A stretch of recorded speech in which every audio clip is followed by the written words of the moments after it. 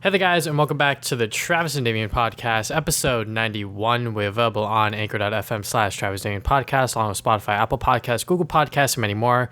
Today, first, we're going to talk about the MCU news, then we'll dive into our recent activities, including Klonoa and Spy Family. Afterwards, we're going to discuss Ms. Marvel and Thor, Love and Thunder. Lastly, all of the gaming news, including God of War Ragnarok and Bayonetta 3.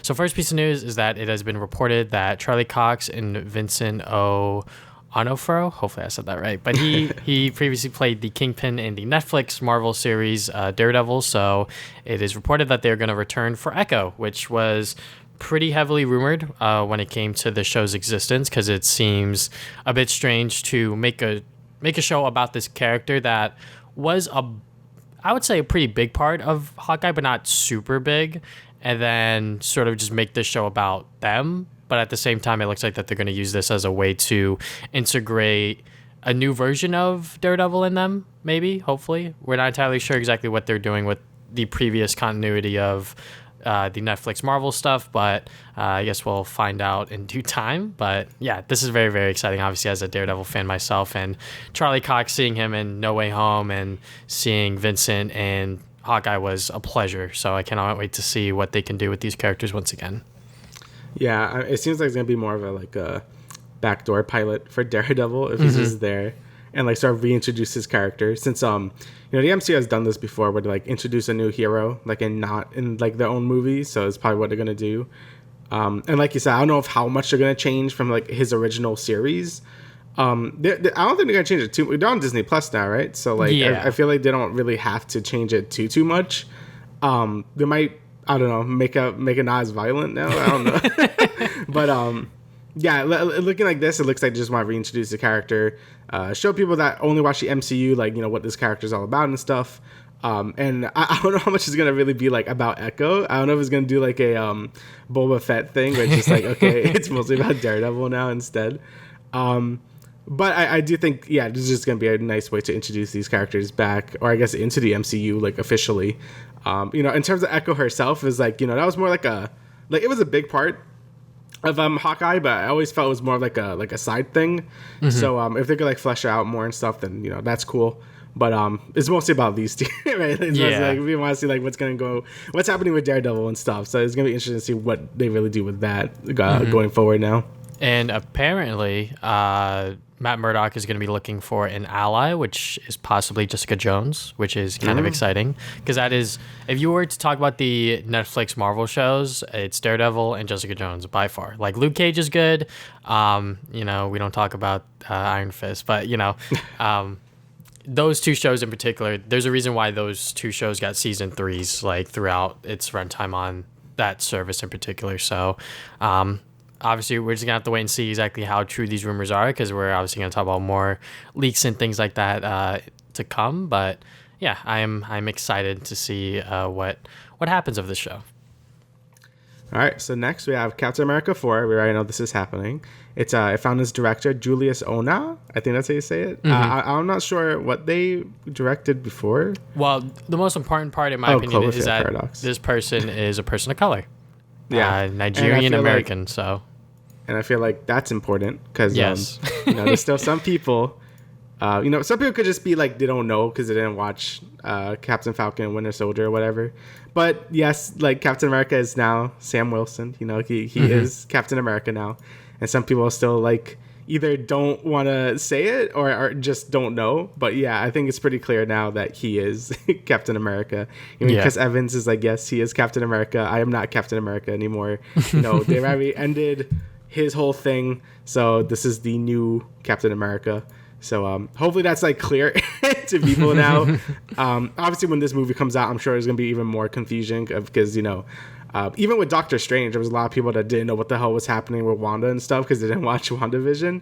And it looks like that might be a thing with Captain Marvel 2 or whatever if they want to do that for because of Miss Marvel. So it looks like they're gonna be tying in a lot more stuff now, and I feel like if you're burnt out from the MCU, then sorry, because you have to keep up with a lot of stuff. But I can understand that point of it. But obviously there's just some people that are dumb and just denying it and say, oh, he's not my Captain America or whatever. But we don't listen to those people, so it's fine.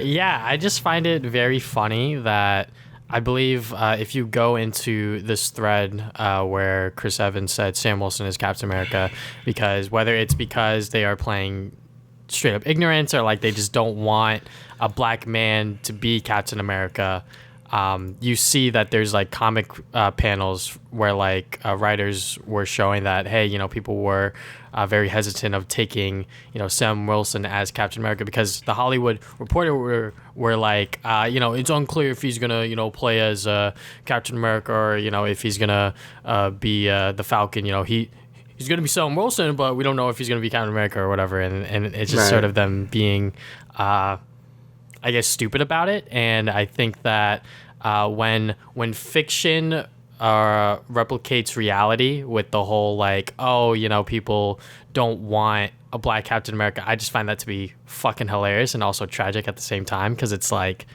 what kind of America are we living in today, kind of thing, you know, not to get like too political, but it's just the way the cookie crumbles in a sense. But yeah, I mean, just going back to like, I guess the whole MCU stuff with the shows and everything, IGN showed like a chart. I don't know if you saw this on Twitter, but they I don't think I have. All right, so like they showed a chart of like the runtime for like every single phase so far, and because of the TV shows, Phase 4 is like almost double, if not triple, the runtime of Phase 3 because of all of these fucking shows. Yeah, and I'm like, yeah, that is kind of crazy, you know. Like, I guess for us, just like watching them every single week, we don't really notice how much time we're like really consuming, because the shows are like at least like 5-6 hours long.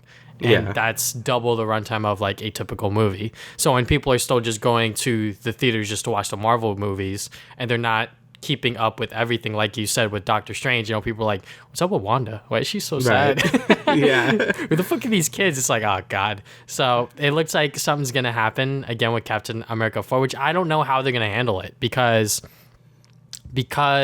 you know, this is a black Captain America, not just on that front, but also just like people not watching the show and not understanding that show, Falcon and Winter Soldier, he starts as the Falcon and then ends up as Captain America because, you know, he learns to take on that mantle and that title. You know, he doesn't have the soldier super serum or anything like that. He's just a man, he's just a guy, and he's just trying to do what's right. And I think that that's something that they're gonna have to tackle in Captain America 4.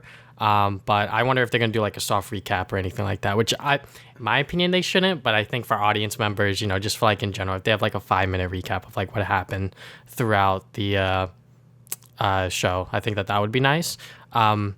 I guess, you know, just one last thing real quick, and Damian could talk if he has anything else to say, is that like, I think showing and not telling the audience is a big thing, because like Thor Love and Thunder did a lot of telling instead of showing us, kind of thing, you know. So I think that that's going to be a big thing, not just in the MCU, but just like in entertainment. I think you should always show the audience and not just straight up tell them, kind of thing. Yeah, I mean, that's always like a thing, like a lot of things try to do is like, oh, just like show and don't just do exposition all the time for stuff. But some people still don't get it. So they probably will just be like, okay, like it's probably gonna start with like Sam talking to Bucky or something and be like, yo, wasn't it crazy when I became Captain America? And then like, and that's probably how they do it. I don't think they're gonna do like a whole ass recap or anything, but they will probably be like talking and like a thing, and then like kind of catch you up with like what's been going on. So that's what I think is gonna happen at like the start of Captain America 4, and then we'll see what happens from there. But it really is something that I think we should keep in mind with the MCU now is how bloated it is now because of all the shows and stuff. So yeah, it's kind of like if you started One Piece right now, right? You gotta like read like or watch like 1,000 episodes or something. Is like that's a lot. We don't feel it because we've been with it from the start. Mm-hmm. And but you know, if you're like a newcomer, that's like daunting as hell. So I feel like they have to keep that in consideration more now than they did before. But we'll see. I mean, they've been kind of doing a good job with it, with a lot of like closing plot lines and epilogues and stuff. And if you want to like just start from Phase 4, I guess you can. I mean, like you probably shouldn't, but like they're introducing like a lot of new people, so it probably won't matter as much. But I don't know. I guess we have to see until like the next like new Avengers movie and see how things play out. But yeah, definitely a daunting task to take on the MCU, starting from the beginning, anyways, because there's just so much shit, and just this year alone, they pumped out so much stuff. So yeah.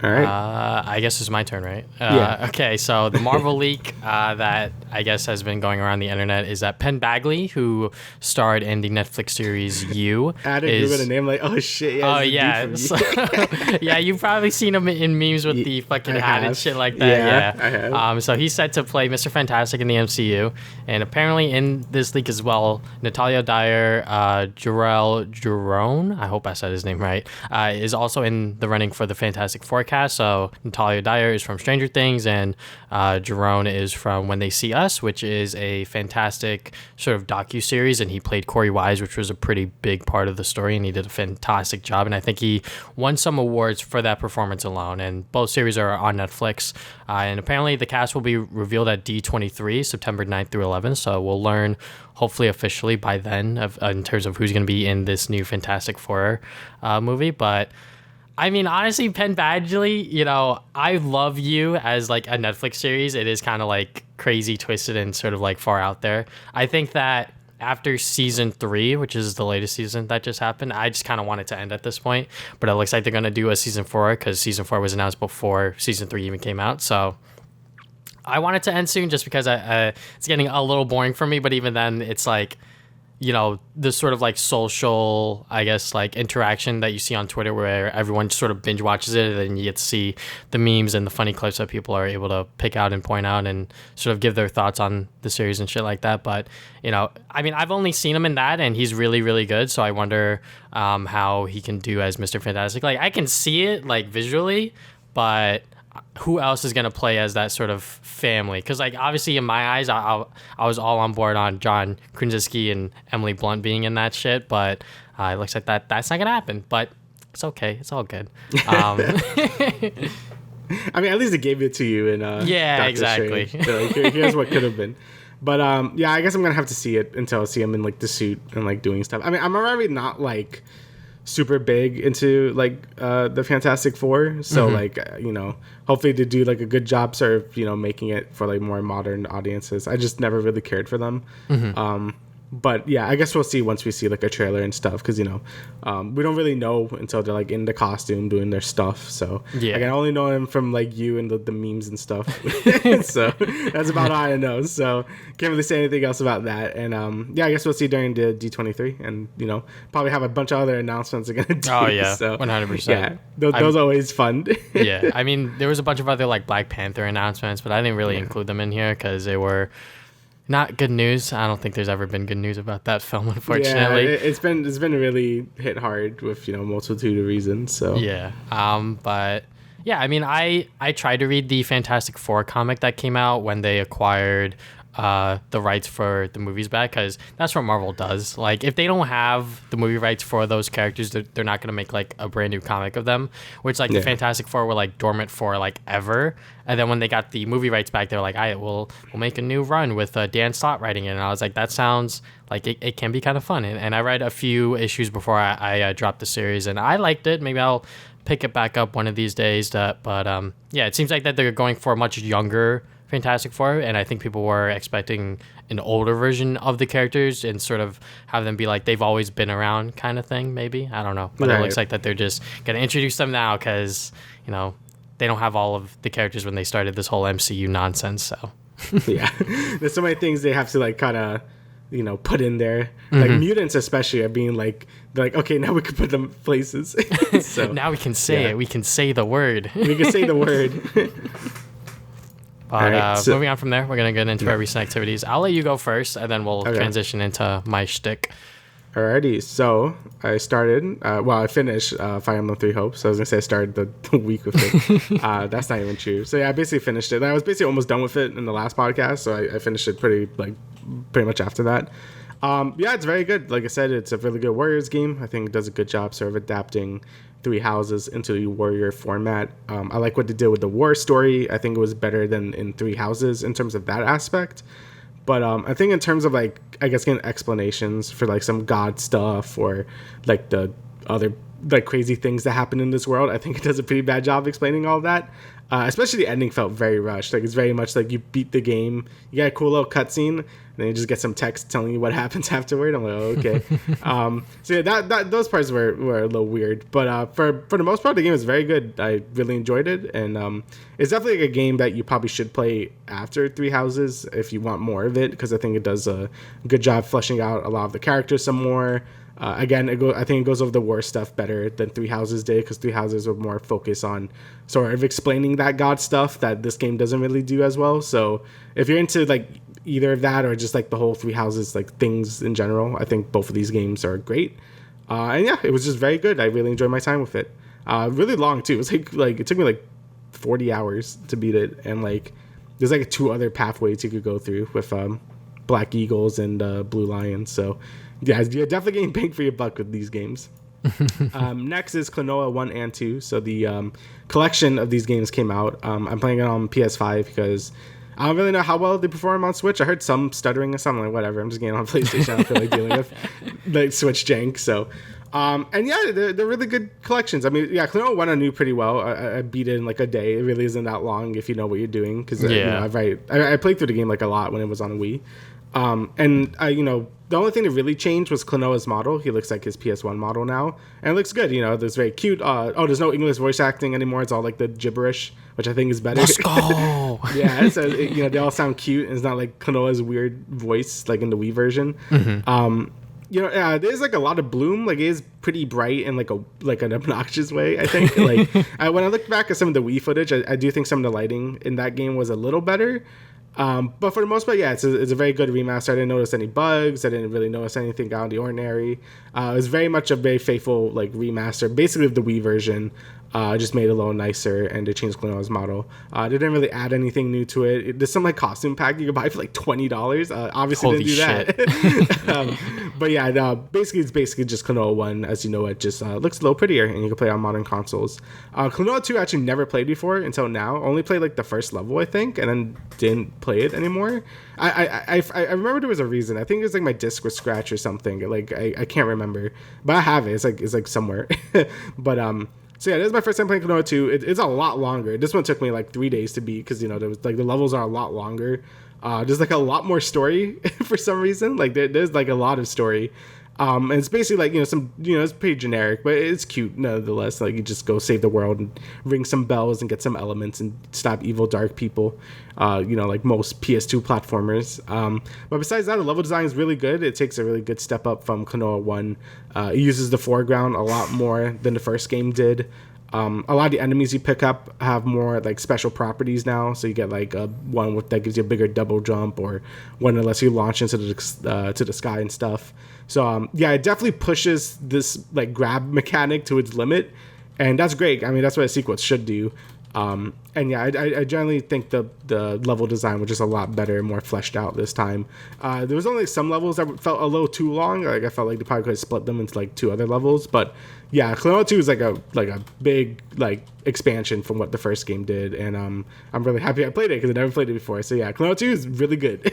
Hopefully we get a 3rd one at this point, but I don't know. Apparently it's selling okay, so we'll see what happens with that. So next is I played Ratchet and Clank Rift Apart again because I wanted to, and a certain reviewer that I like to watch, some Kami Johnny, is doing a Ratchet and Clank marathon. So okay, wait. Real quick, that was the first review I watched in like I don't even know how long. I don't even know what the last review I watched of his, because I remember back then I used to just like rewatch his videos so many times. Yeah. But like I haven't kept up with anything, and then he fucking did Ratchet and Clank, and I was like, I forgot. Yeah, he's gonna do the PS2 games first, and he'll come back to the PS. It's a long series at this point. So yeah, I was basically just curious to see how the game still holds up a year later, and I really just want to play it again. Let's be honest. But I also did want to see, I'm kind of out of the honeymoon phase for the game, because I was just very excited for a new Ratchet and Clank game. It's been a while since like the last, I guess, full-fledged one that continued the story, since Into the Nexus came out like in 2013.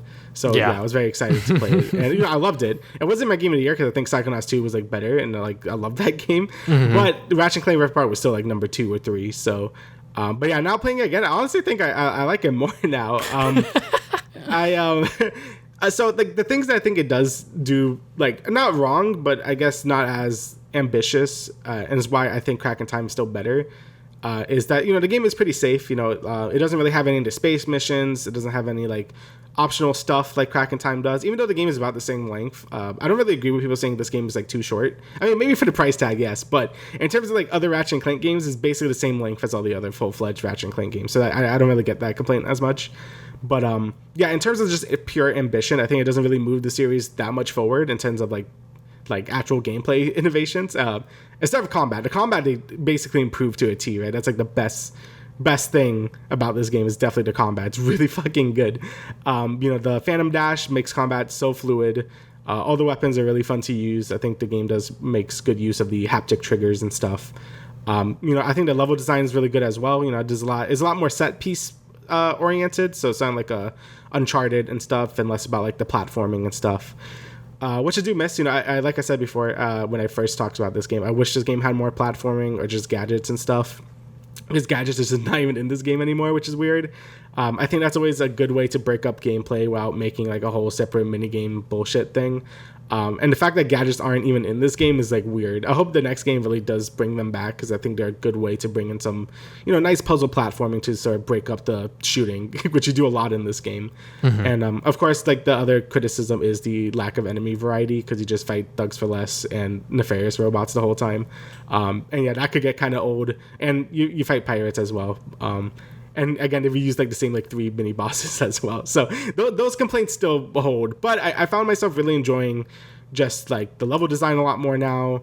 Honestly, the story as well. At first I was kind of disappointed they didn't really use like Emperor Nefarious as much. He only shows up in like the last quarter of the game or whatever. Mm-hmm. But after like rewatching all the cutscenes again and just like playing it, the story really isn't even about that. It's more about just introducing Vivid and Kit. Spoiler alert for that, but the game's been out for a year. I'm pretty sure it's Sony I showed Kit at this point. Yeah. They've shown it on their Twitter. Yeah, so it's more about introducing them and sort of like showing like their coming of age thing. And I think it does that really well. It's not...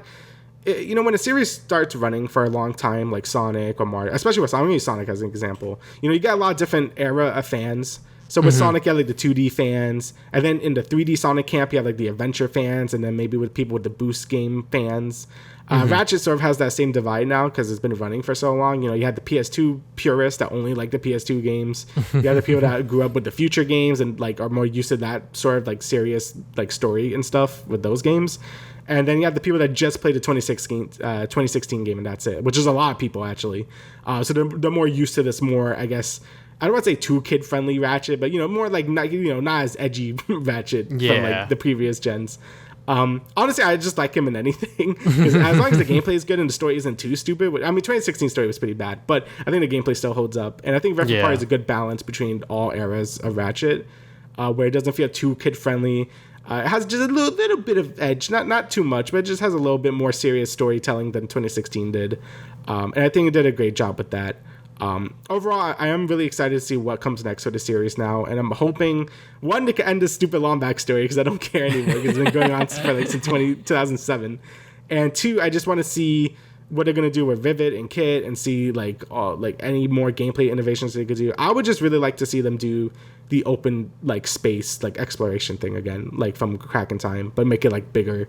I don't think Ratchet should go open world at all, but I do think it should go for that more open-ended, like sort of like you go in space and choose whatever planet you want to do at any time and stuff. Like that would be cool. So yeah, really looking forward to the next Ratchet and Clank game. I think this game really does, it's like in my top 3 now. I could say it's probably like Crack in Time up your arsenal than this game. So I feel pretty good about saying that at this point. It's very good. If you have a PS5. Definitely play it. It's gorgeous. It's a great showcase of the PS5, and it's good. So, yeah. It's still a great game. All right, so next, I actually been watching anime. Let's go. I know.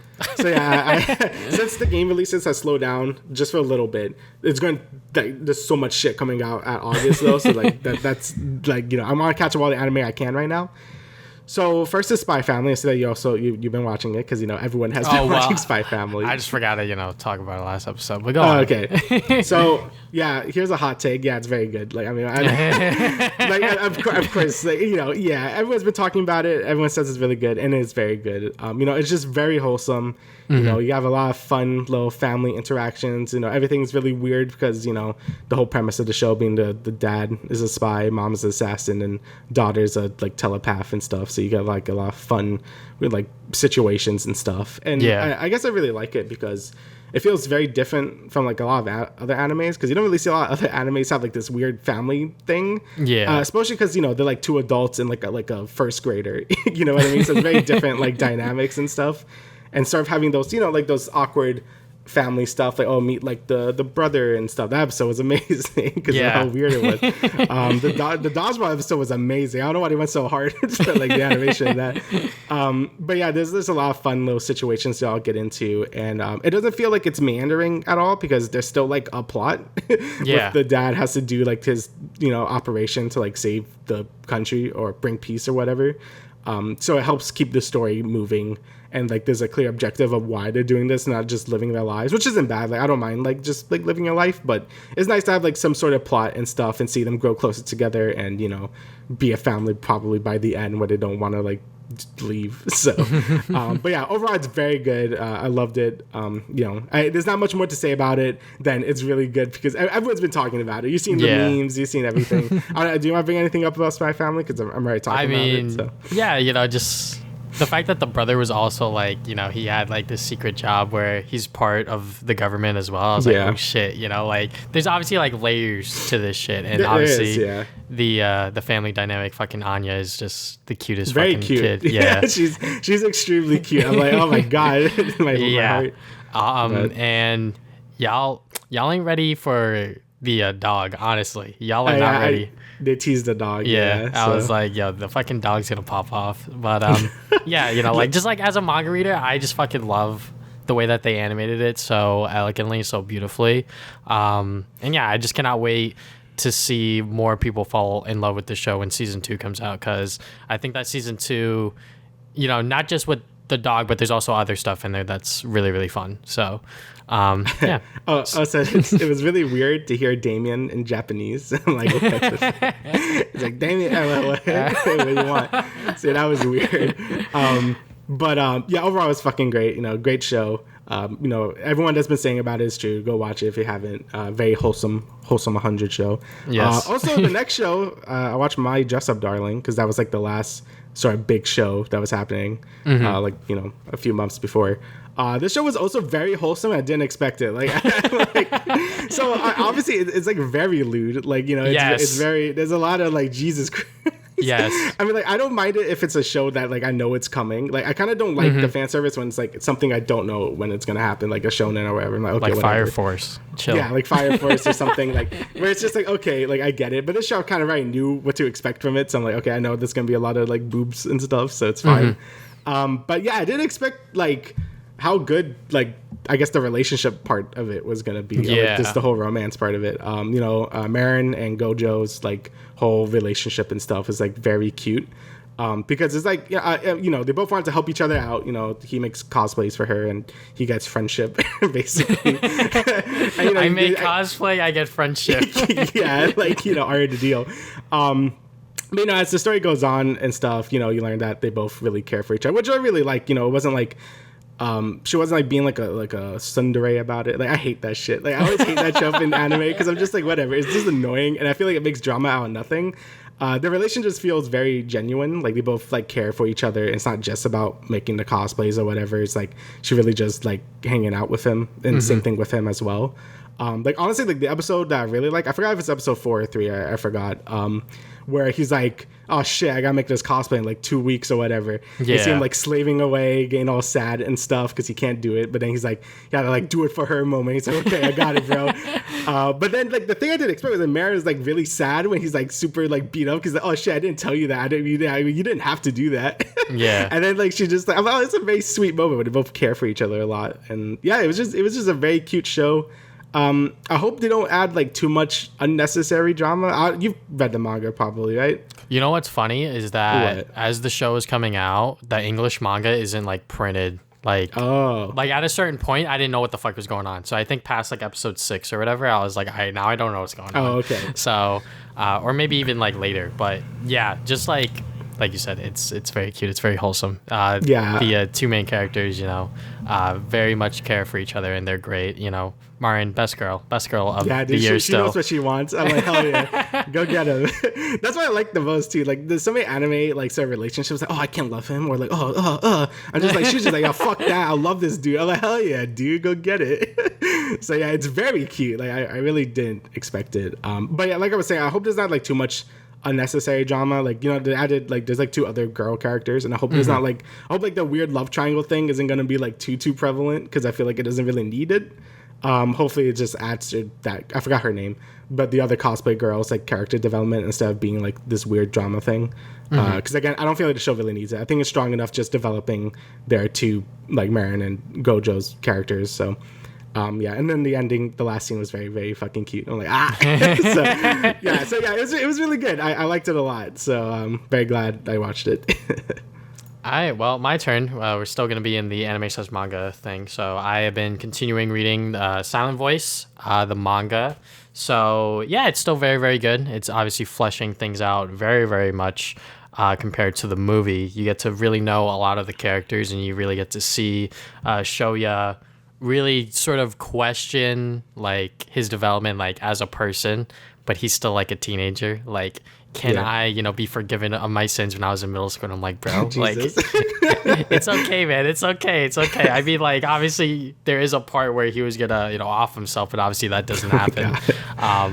But yeah, it is very much a very, very good manga. I think if you haven't watched the movie, I would definitely recommend just reading the manga if you want like more character, like if you want to see these characters actually like be characters. Because like I think for the movie, I haven't watched the movie in like years, so keep that in mind. But I think for the most part in the movie, they skip through a lot of like Shoya's like development as like when he goes into high school and stuff, and also a lot of the early stuff as well. Because when I was reading like the first volume, I can instantly tell that like, oh, they like cut this shit out because like this wasn't in the movie. So but yeah, like even if you did watch the movie like I did, like check out the manga. It is very, very good. I think that if you just want to read a good manga that's a slice of life that really deals with kids trying to grow up and change and try to be better people, this is one of them.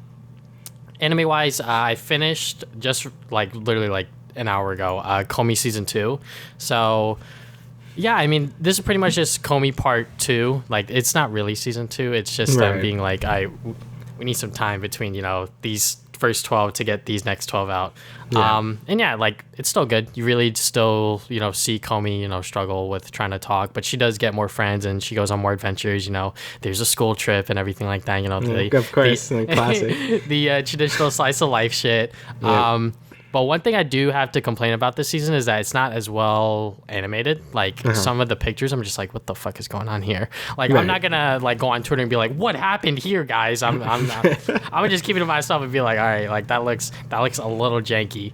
Because I mean, like season 1 was declining in like quality as it went on, I will admit. But like in season 2, it's like really like egregiously noticeable. Right. But the final episode is like very, very good. I think that they really did clean it up because it is the final episode. But yeah, Komi season 2. Like if you like season 1, you probably have or are going to watch season 2, and you should. Rent a Girlfriend season 2 has started, so I have been trying to watch that every single week. There's only 2 episodes out right now, and yeah, it's more Rent a Girlfriend. I mean, like now I'm watching it from the perspective of a manga reader because I'm like really far ahead. So I know where like these characters are going and like where the story is gonna go. But yeah, it's still fun to see, these characters interact with each other, seeing Kazuya being a fucking incel at times, but also try to be wholesome at others. And I'm just like, all right, bro, it's okay. It's okay, dude.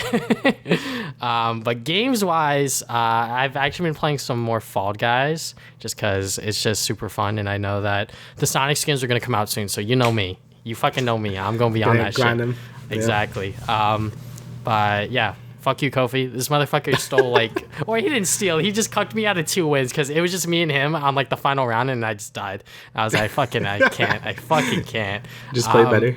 I know, right? Anyways, Val TFT, all of the normal mumbo jumbo. Not really much else to say about those, but now let's talk about Miss Marvel episodes 5 and 6. if I'm gonna be honest, I literally watched these 2 episodes like this past week. Like I didn't watch episode 5 when it came out, but I obviously watched them back to back. Right. So yeah, there's gonna be spoilers. We're going to discuss everything about the series and everything like that. So episode 5, that was like the whole like backstory episode. So what'd you think about that? I was like getting like lost. I was like, wait, what's happening? I didn't watch it the week it came out. I watched it like yesterday. Oh, okay. So I was kind of getting lost because I like forgot some things already. Like who was Aisha again? that was their grandmother. That's the great grandma. Okay. Yeah. Okay. Yeah. Yeah, and then there did some like she wasn't the one that saved their grandmother. It was Kamala. I guess it was Kamala. I guess it was. I don't know. I guess we just started changing paths or changing the times or whatever, or maybe that's how it was intended to be. Honestly, I thought, what's her name? The evil grandma character. Yeah. Like she like went back in time and like did all that shit. But I guess that's just part of it. I don't even know. Like it was like kind of confusing because by the time we get back to like the present, a lot of shit just happens like really fucking fast. So. Yeah, so like when they exit the whole backstory things, like I guess they opened the veil, right? Because that was supposed to be the thing that swallowed the world and bring their world or whatever, and then bring it just kills them. Yeah. So yeah, they just turn to skeletons. I'm like, oh, okay. PS3 skeletons. It did like PS3 skeletons. Yeah. And then I wasn't really sure what evil grandma did, where she closed it, I guess, but gave it to Kamran, and then and then he has light powers. I wasn't really sure what was going on there, to be honest. Because I think, did she have to change her heart? I'm guessing, right? Because she like, or was that like part of her plan to get him to have the powers? I'm not too sure. Yeah, I don't know either. Like, it does seem a little confusing because like I feel like more than half of that episode was just them trying to like explain like what everything happened in the past to actually show us what was going on. Yeah. And then when we get back to them, it's like, all right, well, we opened the portal. Everyone's dying to it. So I guess I'll just close it now. And then she, I guess, transferred her powers and possibly that portal to Kamran, which is why he couldn't like control it and shit. Yeah. But yeah, I mean, like there was just a lot going on because then after that, fucking Kamala's mom shows up and she's like, "Hey, yo, you're Nightlight," and I'm like, "Oh my god!"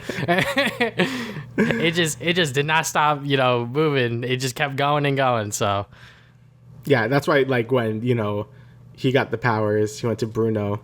And then, like, the damage controller after them. And then kind of just ends with his place getting blown up. It's like, oh, okay. So, there was definitely a lot of things happening in that episode. And, I think, like, a lot of it kind of got, like, lost on me. I don't know if it's because I wasn't paying attention or if it was, like, more just, it was just, like, doing a lot at, like, one time.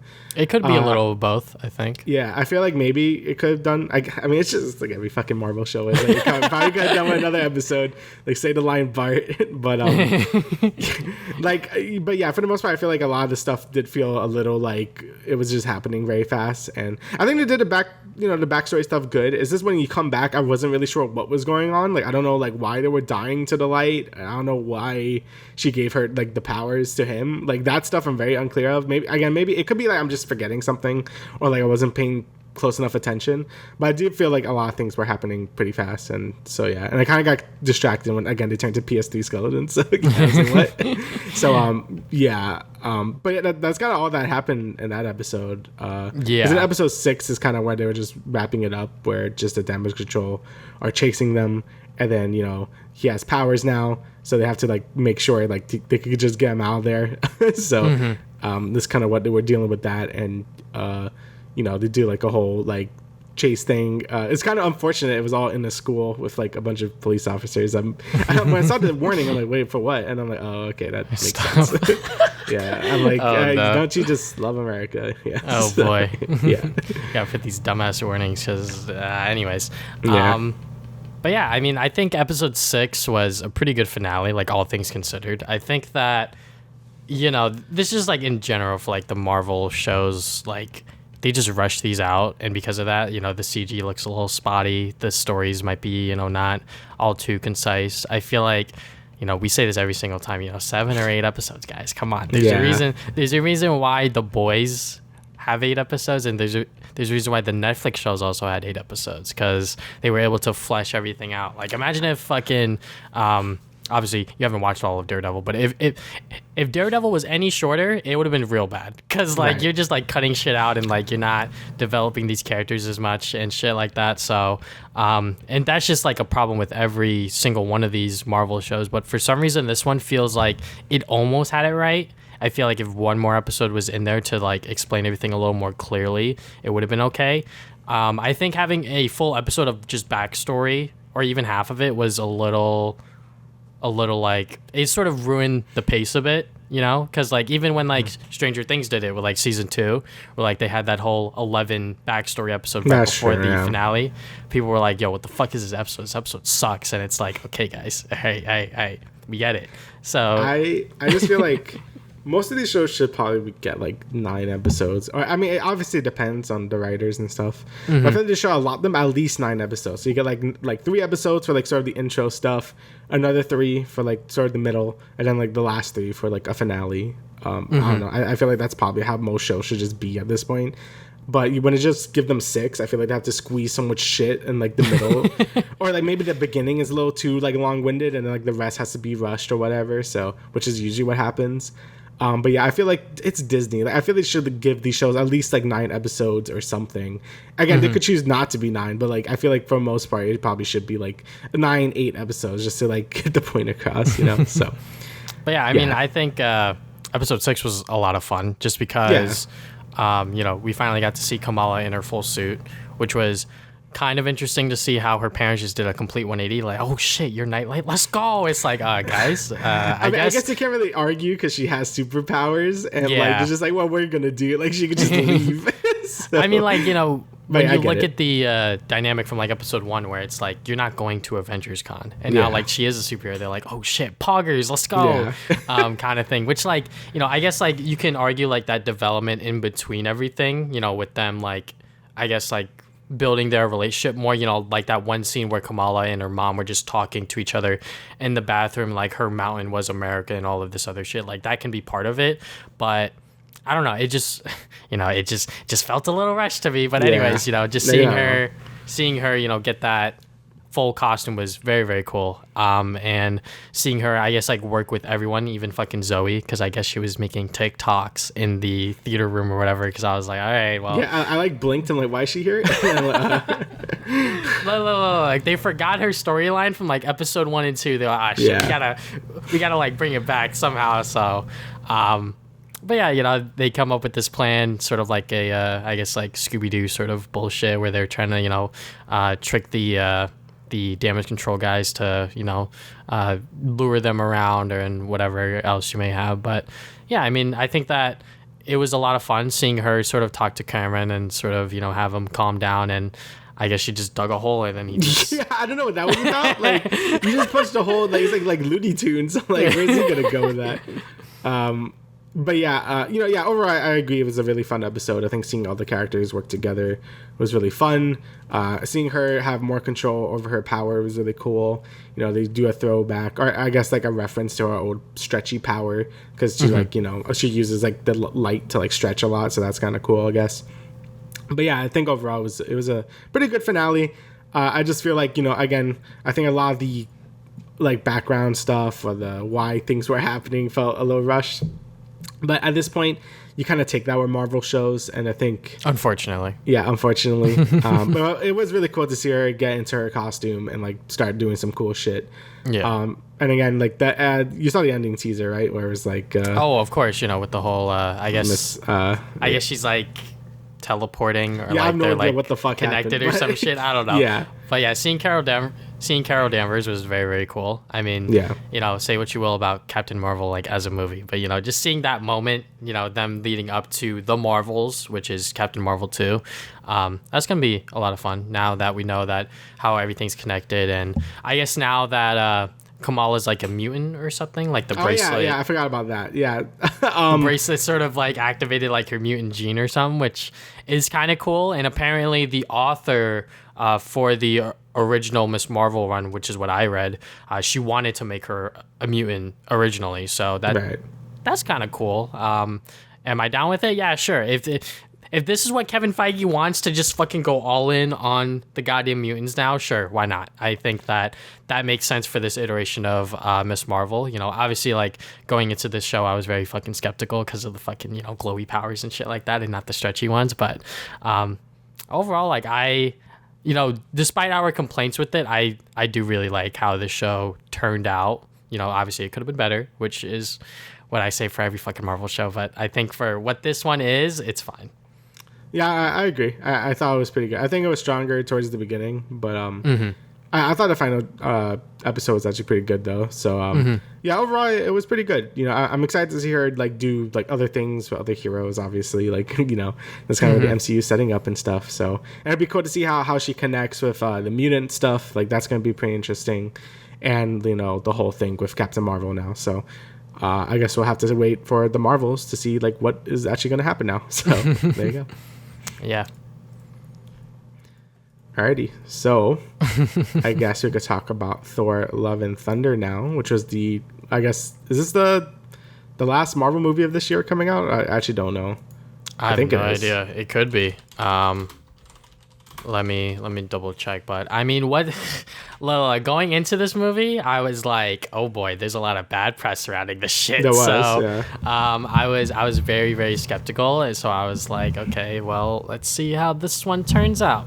So, what did you think of it? I mean, apparently Black Panther's supposed to come out later this year, but no, in doubt. But anyways, what are your thoughts on Thor: Love and Thunder? Just brief, real quick. Yeah, I mean, I actually liked it. I don't think it's as good as Ragnarok, like, at all. But like, I thought it was, like, good. Like, I kind of feel the same way I did about it, like, I guess Guardians 2, where it's, like, I enjoyed it. It made me laugh and stuff, but it still feels like it could have been better, I guess. But overall, I liked it. Like, you know, with Doctor Strange, I know there's been a lot of hate recently for, like, these MCU movies. And usually I could understand, but I don't know. I feel like for like Doctor Strange in this movie, I feel like people are being like kind of harsh. Where I'm like, I don't know. I feel like they were good. Like, were they the best Marvel movies? Like, probably not. But I do think there are like, at least Doctor Strange was like pretty creative with the Sam Raimi stuff, and this one was about what I expected from a Thor movie in general. You know, I had a lot of stupid jokes and things that maybe some people would be like, okay, that's a little much. But, and, you know, I think the comedy does kind of get in the way for actually, like, building, like, you know, more depth for the characters and stuff or whatever. But overall, I liked it, so. Ooh. I'm in the other boat. I fucking hate it. Now I'm playing. I don't hate it, but I definitely see what people mean by, like, this is not a good movie. Because, like, honestly, when I was watching it, I was like, okay, people are saying this is bad. So let me try to go into this with as much of a clear mind as I can, obviously, because like when you see tweets and like, I didn't watch any videos, obviously, but just seeing, you know, people talking about it online and shit like that, I obviously came in with like a much more negative reaction going into it. But like the first 30 minutes were like really good. Like I think the way that they introduced Christian Bale's character Gore, I believe. Gore. Like he was perfectly like introduced in my opinion. I think that, you know, him, you know, praising to the gods for help and then they didn't fucking help, and then him being like, all right, now I'm gonna kill all of them. And I'm like, all right, that's gonna be dope. We're gonna see him kill some gods, which we didn't, by the way. That fucking sucks. Just, you know, it's all off screen. Him being known as like the god killer, but like we don't see him actually kill anyone, kind of thing, was a big thing that I really had a problem with. But, you know, Christian Bale is definitely by far the best part of this movie. And then, you know, we get to see, you know, Thor hanging out with the Guardians, you know, trying to figure out what he wants to do, which is sort of like this movie itself is like them trying to figure out what they want to do with it.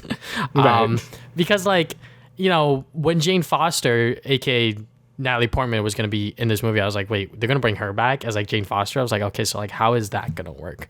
So obviously they had to do a lot of fucking retconning. They had to be like, oh, okay, so like they had like a really long relationship. They were dating like a lot. Yeah, and but that didn't happen. Yeah, I'm like, what? where was this character development? I don't remember this shit. So, you know, they sort of had to go back and be like, oh, okay, so like this is how their relationship ended and this is how it went as it was going on. So, and then we go back to, you know, her just fucking having cancer, which is like a really bad thing. And then at the same time, we're making jokes and like, you know, having a bunch of just like different tones clashing, which was like my big thing. Cause I'm like, I'm not sure if I should laugh at the screaming goats cause that shit's not even funny either, you know? So yeah, like that's just my big thing is that like they wanted this movie to be a comedy, but at the same time they were dealing with like a lot of like, I guess like serious subjects. I felt like if they really, you know, honed in on one side of whichever spectrum they wanted to go for, I think being on the much more serious side, just because you have Gore, the God Killer, you know, kind of thing. Right. I think that would have worked a lot better. But the way they handled Jane Foster, just like as a character, I think that was fine. But I think that just the clashing tones and like how the movie handled like its comedy versus story sort of thing really hindered it. I mean, like, you know, people might say the same thing about Thor Ragnarok now that they've watched Thor Love and Thunder and be like, let me go and watch Ragnarok and see on how that handles it. But I haven't seen anyone sort of complain about Ragnarok now post Love and Thunder sort of thing. But you know. Yeah, I think Ragnarok did a better job sort of balancing the two. Obviously, there's still like a lot of jokes and stuff, but I feel like this one definitely leans even heavier to the comedy. And you know, it's always the thing when you deal with like serious stuff is like now it's not the time for like having like jokes or whatever. I feel like Gore is just underutilized a lot in the movie in general. Like again, like you said, we don't really see him actually like do any god killing or anything like that. Like I think it would have been cool if he like showed up to that god realm and started like killing everyone. Like I think that would have been pretty cool. Like I think that would have made him feel like a real threat instead of like just like again like just telling you like we were talking about before. Like look at the gods all he killed, but we don't really see him really do it besides the first time in the first like 30 minutes of the movie. Yeah, which is just like screen grabs real quick. Yeah, basically, yeah. Like you just see like dead gods and stuff, and that's about it.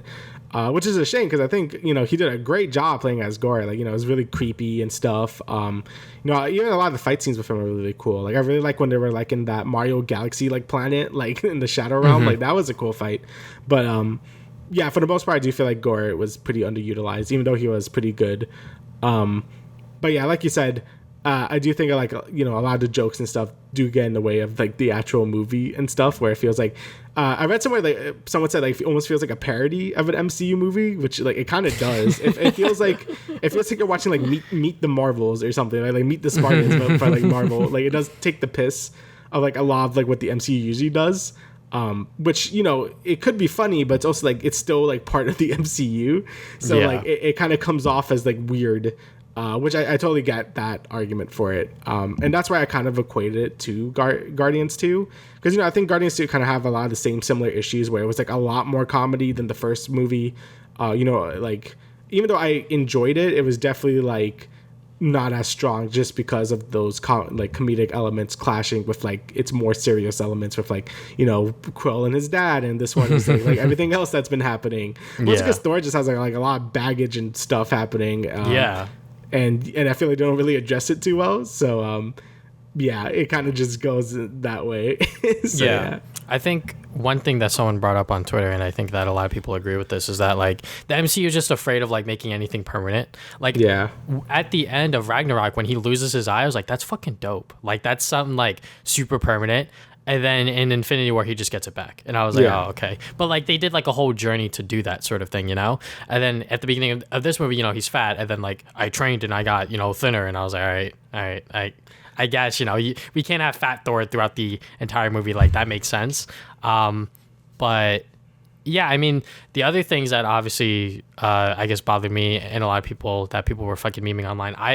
I saw this on Twitter with no context before I saw the movie, and then I was like, oh, it's this fucking scene with the fucking floating head of what's his name's son trying to talk to Thor.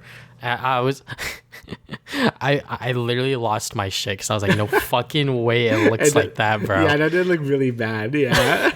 Which, like, you know, obviously these fucking VFX artists are getting like abused and shit, and like they're working like endless hours. Yeah, I saw on like Twitter and Reddit and stuff, like they were talking about how they were making like so many last minute changes to the VFX and stuff, and it kept fucking them over and stuff. So I've been hearing a lot about that with the MCU, like in particular. So yeah, that's not great.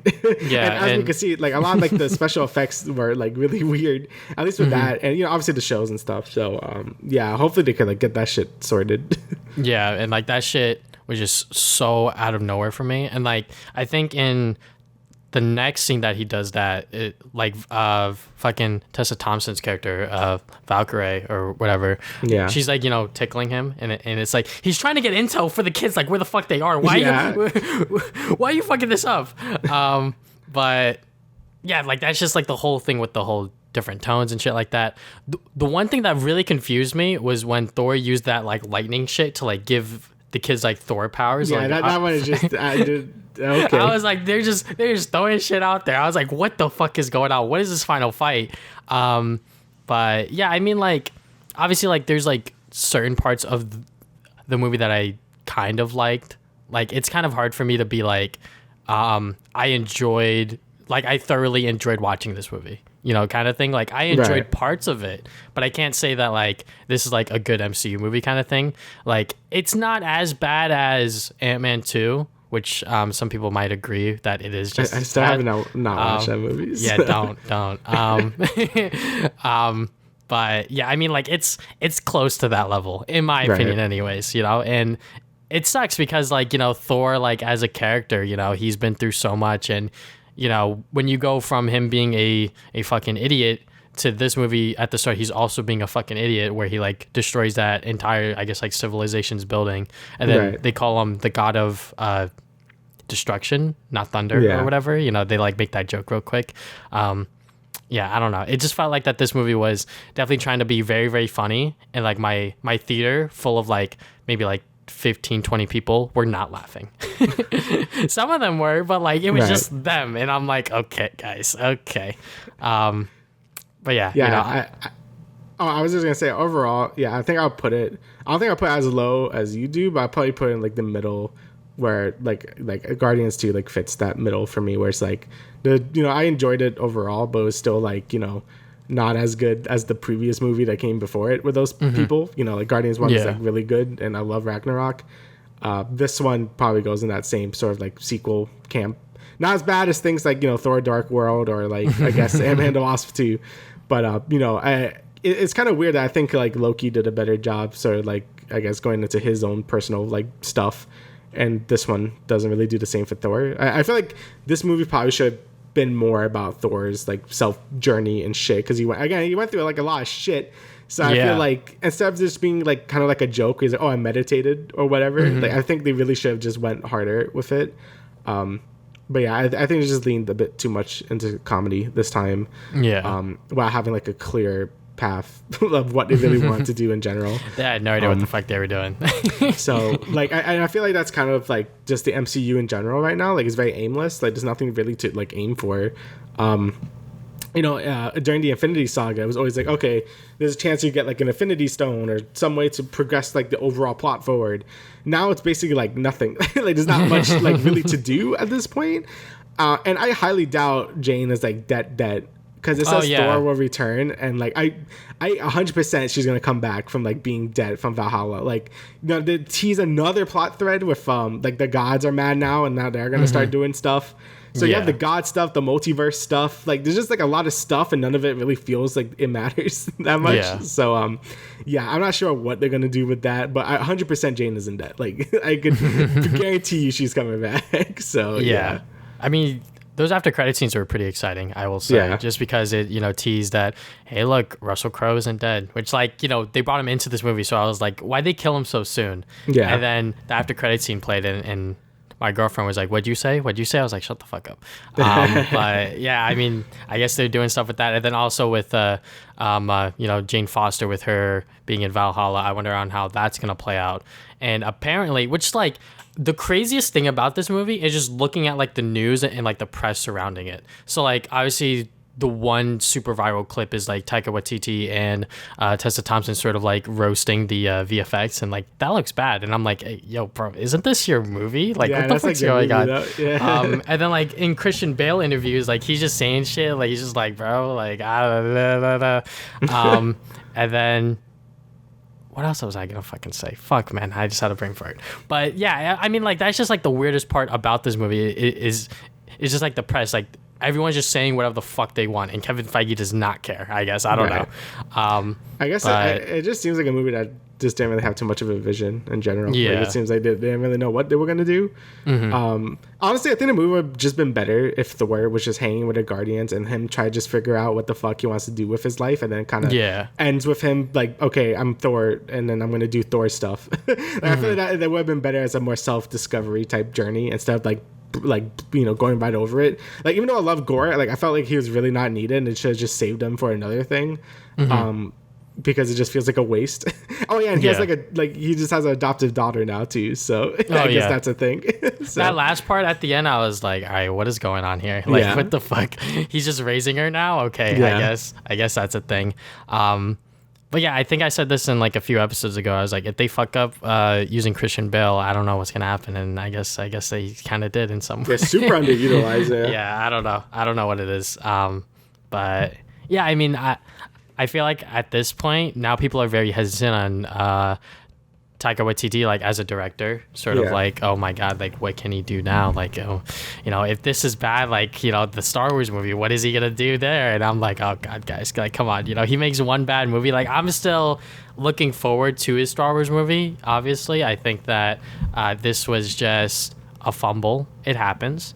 And there's some like rumors and speculations about how like Marvel wanted this movie to be under 2 hours for some reason, so like a lot of shit was just cut out. I heard like 30 minutes of it was cut or something like that. Yeah, which is a little weird. I mean, we may never see that footage because Taika also said that director's cuts fucking suck, and I'm like, okay, bro, I mean, maybe most of the time but not all the time, kind of thing. Fans want to see that shit sometimes, but yeah, I'm obviously not too fond of this movie. I think Damian likes it just a little bit more than me, but I had fun. Like, it's definitely like a movie like where it's like, I shouldn't just say it's like, oh, mindless like popcorn movie, but it kind of was, which to some people that's good, some people that's bad. It really depends. I think like in the grand scheme of things, that's kind of a bad thing to say because it kind of is.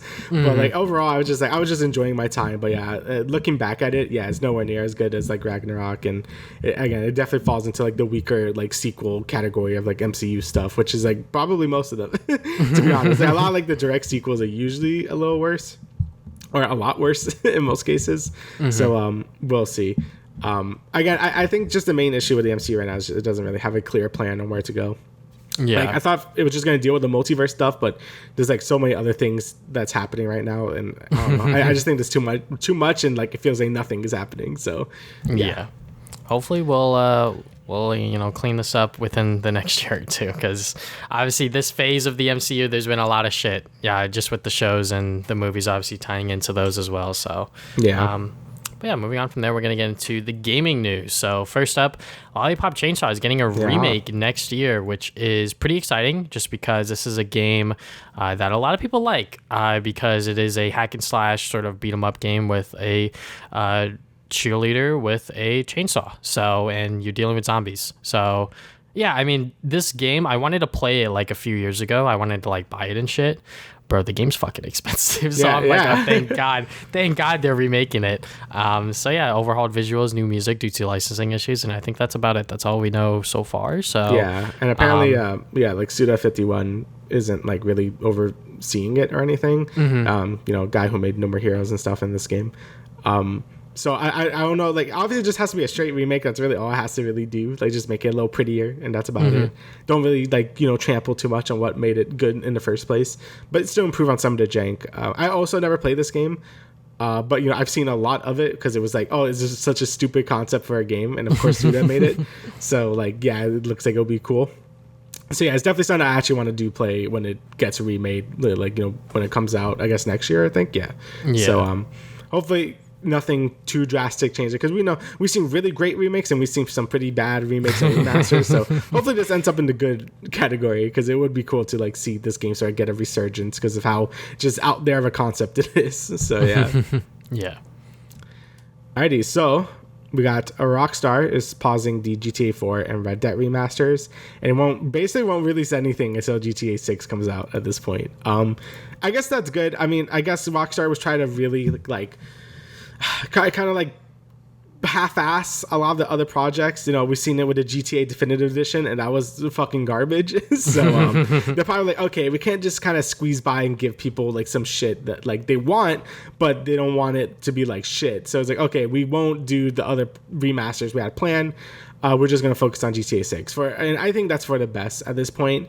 I really do hope we get like a better version of that GTA trilogy and like, you know, the Red Dead remaster and the GTA 4 stuff, because that would be cool to have on modern consoles and run better.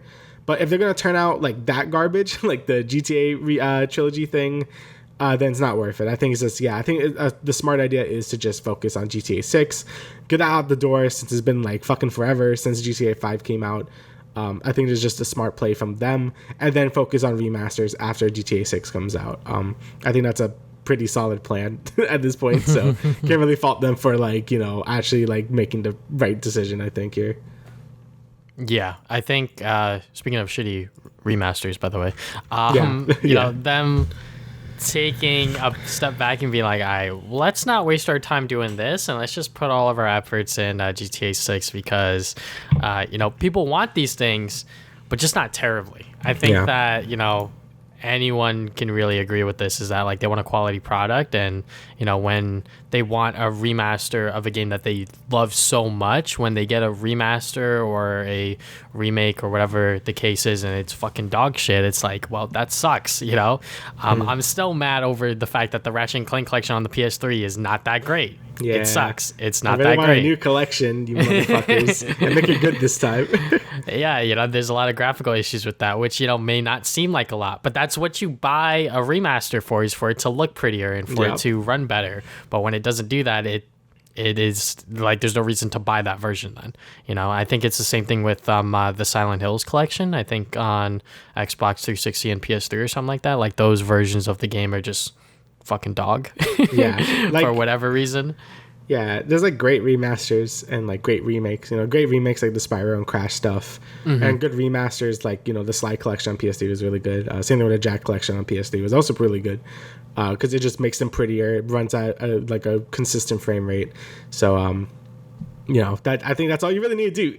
Like, I feel like it's not that hard. Yeah, it really shouldn't be that hard, but I think because they're doing with such big games, they want to do a lot, and you know, sometimes things are gonna get cut. You know, some things are gonna look a little shitty, unfortunately. So you know, them taking a step back and be like, all right, we'll just focus on the brand new GTA, because, you know, they've been running GTA 5 through the market for like over 10 years now. It's been over a decade. You have a whole ass 10-year-old who's been born, and you know, he's fucking 10 now, and GTA's still on store shelves for some reason. Yeah, just like so glad I grew up with GTA 5 and not GTA 5. So Jesus, yeah. So it is what it is. So hopefully Rockstar will be able to deliver. Yep. Moving along, we got God of War Ragnarok has been officially announced to be releasing on November 9th, and we got a new trailer for it as well. So yeah, this is pretty exciting. I've been watching my girlfriend play the original God of War because she's never played it, and she is absolutely loving it. So yeah, I mean, I personally need to revisit this game just because I kind of rushed my playthrough when I first played it, not gonna lie. So I kind of want to just go back and just like replay it, like take my time with it. But that's gonna be a little hard, especially with so many new games coming out. Like, I still have to play Klonoa and all of this other stuff. Yeah, play Kirby too.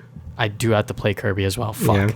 Yeah. But anyways, yeah, I mean, this is pretty cool news. I hope that when it comes out, it's not a buggy mess, because I know that there were a lot of people hesitant on being like, does it really need to come out this year? And like, if it gets delayed, I think it'd be okay. But it looks like that Santa Monica Studios are confident enough in their product that it'll come out this November. So yeah, hopefully it does come out good. I mean, again, all the PlayStation exclusives have been pretty good. Obviously, there's some bugs in all of them. Like Horizon had a few, but it wasn't like too game breaking. I'm expecting this game to also have maybe some visual bugs, or you get stuck on something, but hopefully that's about it, because it looks like this game is coming in hot, with them like constantly like not saying its release date and stuff. I mean, it also sucks they got harassed by like a bunch of people on Twitter because like release the game. It's just like you gotta just chill. So it looks like they finally caved in. And, yeah, November 9th it's coming out, and yeah, it looks great. It looks like they're fighting like Fenrir or whatever the giant like dog thing is in like the Norse lore or whatever. And you know, I love 2018. Actually, like surprisingly, I never actually played the original God of Wars. I've seen my brother play them like back in the PS2. Like I've always been there watching him play it, but I never actually played them myself for some reason. I don't know why. But that is something I really should do, is play the original God of War games for myself. I know everything that happens in them because again, I see my brother play them, but I just never actually like played them myself. So I really should go back and do that. I love 2018. I thought 2018 was like a fantastic game. So I'm very much looking forward to see how the story continues. I feel like I also need to refresh myself either by watching like a quick thing or playing through the game again, which probably won't happen because like there's so many other shit coming out. But yeah, I probably just need to refresh my things from the smaller details that happen because you know, there's a lot of things that happen in that game, and you know, if this game is supposed to conclude the whole Norse thing, so yeah, because it didn't feel like doing 15 years of this, which makes sense. So yeah, really looking forward to this game because I loved the first, like, I guess rebooted God of War thing. So yeah, I am very intrigued on how this game's gonna end because, you know, they're not doing a trilogy, they're doing a duology, which is kind of strange in 2022, I would say. So they're saying anything. Yeah, most things are usually trilogies. So. But we'll see. You know, game development takes fucking forever now. So yes, it does. Alrighty, so E3 is returning in 2023 for reals this time. So yeah, you know, I think this taste of Summer Game Fest we had this year, it wasn't too bad. You know, I know some people saying, "Oh, it's horrible" or whatever. I think it was fine. You know, I think as long as I have like a month or some concentrated time of video game news, I'm okay with whatever. As long as it's not like spread out over the whole year, like just like people just announcing things willy-nilly. Like obviously it's okay to have game announcements like sprout throughout the year or whatever, but like I like having like all the big news in one sort of like time frame. So either that be E3 or Jeff Keighley's thing, like whatever. I'm okay with whatever they want to do, as long as I get a lot of news in like that summer months. I really don't care. So but if E3 is gonna come back, then that's fine. I don't know if like everyone would be on board with it because, you know, the ESA is kind of shitty and people don't like working with them anymore, and like the costs are a lot. But if you know, if they got like Sony and Microsoft back, then that would be cool, because I think Sony leaving was the thing that really made everything kind of fall to the wayside even before COVID hit. So yeah, I guess we're just gonna see how things play out and stuff, because you know, at this point in my life, I'm probably not going to watch the EA like press conference or like the Ubisoft one, because I just don't care as much. I mean, I probably will, but like I'm not going to be excited about watching it. You know what I'm saying? So like, while having Sony there, which is like one of the big ones, like, and just having Microsoft, like it feels empty. So yeah. I mean, they also announced that ReedPop will be helping produce this event, which they are behind PAX East, PAX West, all that stuff, along with New York Comic Con and Star Wars celebrations, which have you. So, yeah, I mean, like you said, I'm sort of in that same boat. Like, as long as, you know, like, honestly, the Summer Games Fest this year, it happened and I didn't even notice. I'm going to be honest. Right. You know, like, there was just like a bunch of announcements that happened and I was like, oh, okay, like, that's kind of cool. So, you know, if we have like a week of just like E3 announcements where, you know, everyone just announces all of their big games, you know, PlayStation, Xbox, Nintendo, you know, all of them do, you know, their own little shows or whatever online virtually, and, you know, maybe some of them will have a presence at the show again, hopefully. I know that PlayStation and Sony have been very, you know, like, we're not working with them no more, you know. Yeah, we're too cool.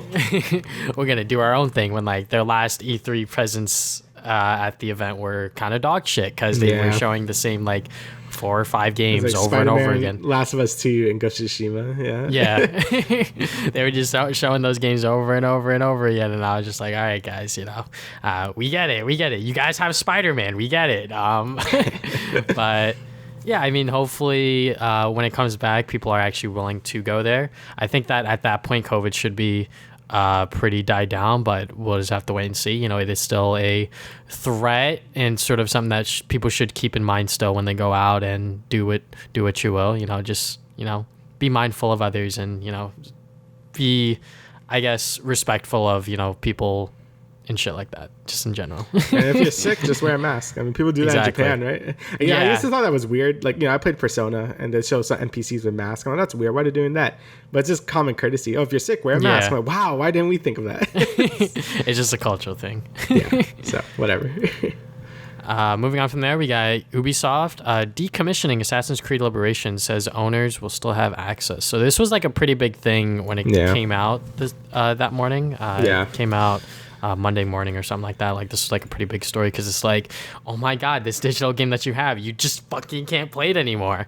But I think Ubisoft has sort of come out and been like, all right, well, we're gonna try to clarify this on our store pages or whatever. So I'm not sure if it's still gonna get delisted or they're just gonna allow people that have that game still have access to it, because it seems kind of dumb to just disable all access to begin with, you know, kind of thing.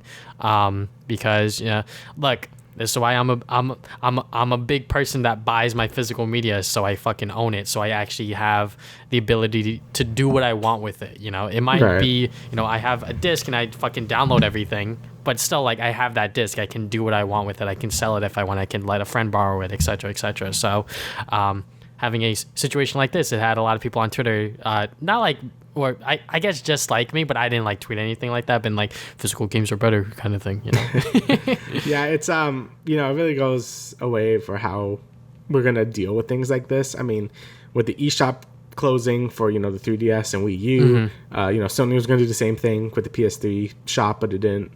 And now Ubisoft is delisting things, and they were about to take it out of your fucking like library, which is insane. But they backed out of that. That should never happen. You know, it does bring the whole question about the physical digital stuff. I mean, the only real physical games I buy anymore are Switch games. Like, everything else I usually buy digital because I'm lazy.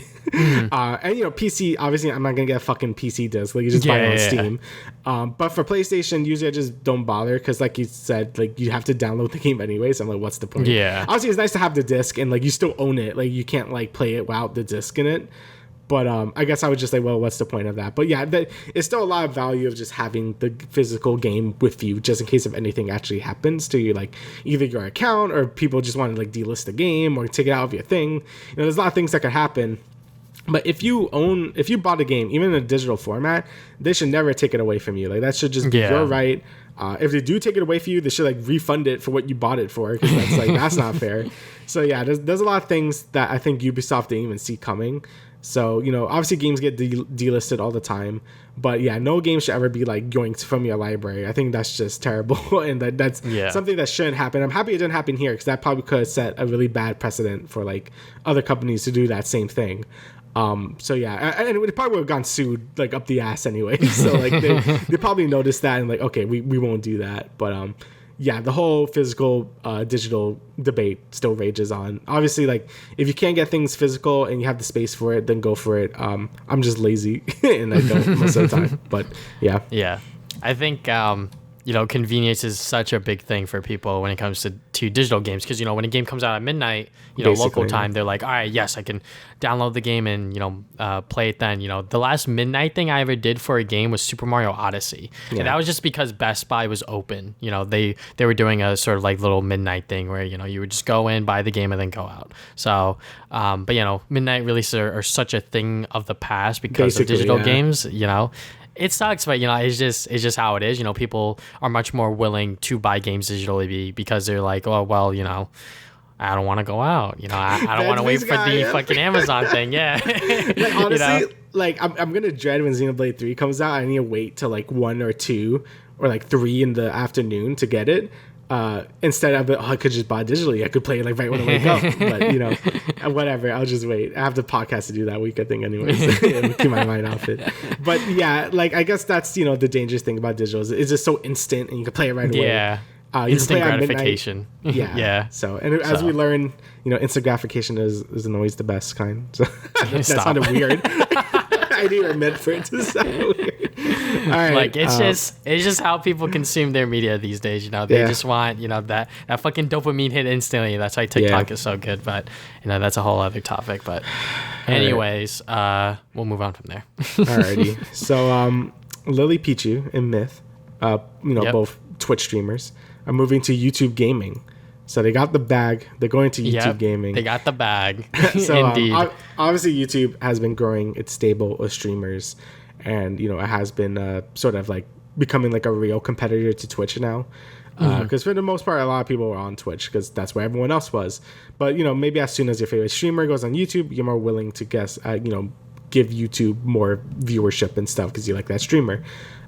Like for me personally, you know, yeah, I would follow whatever stream I watch. Like if Germa, you know, I watch a lot of Germa. If he went to YouTube, I'll probably just watch it on YouTube because I'm watching it more for the content creator than the platform.